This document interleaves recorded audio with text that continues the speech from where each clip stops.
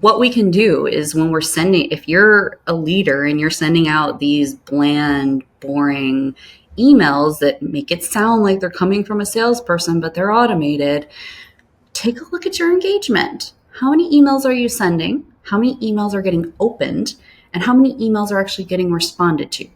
I'm going to venture to say that your funnel probably is pretty wide. It's starting out here and it's very, very, very, very tiny at the bottom. And that can be proven with data. So if you are not getting a successful return rate on your engagements and your campaigns, there's a reason. And we just went through this internally ourselves. We were sending out those kind of emails because that's what you do, right? That's what everybody says you're supposed to do. It's not working.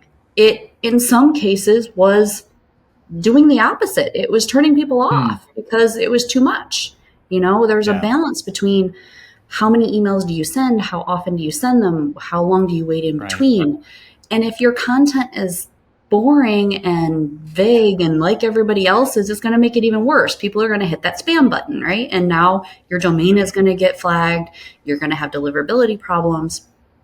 So if you're looking at this from a, you know, how do I use this from a leadership perspective to make my business better, but also change the industry?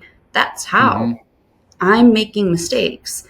I need to change what I'm doing because A, it's not working. So it's not in my best interest, but it's also not in the best interest of the people that I'm trying to reach out to either. So I need to make my content more engaging.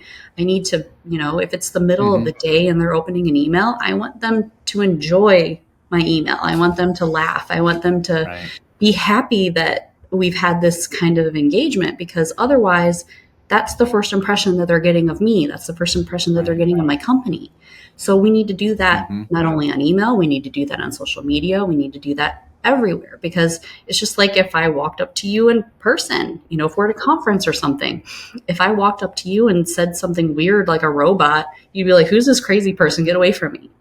So why do we notice we have people in common. Perhaps we should be BFFs. Yeah, like why do we, if we wouldn't do it in person, why are we doing it on social media? Why are we doing it in email?